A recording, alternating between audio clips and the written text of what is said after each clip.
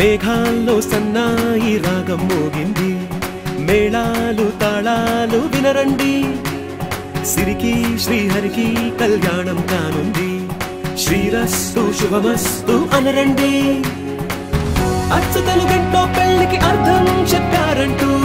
మెచ్చదగు ముచ్చట ఇది అని సాక్ష్యం చెబుతామంటూ జనులంతా జై కొట్టేలా జరిపిస్తామండి అందాల కుందనపు బొమ్మవని జత చే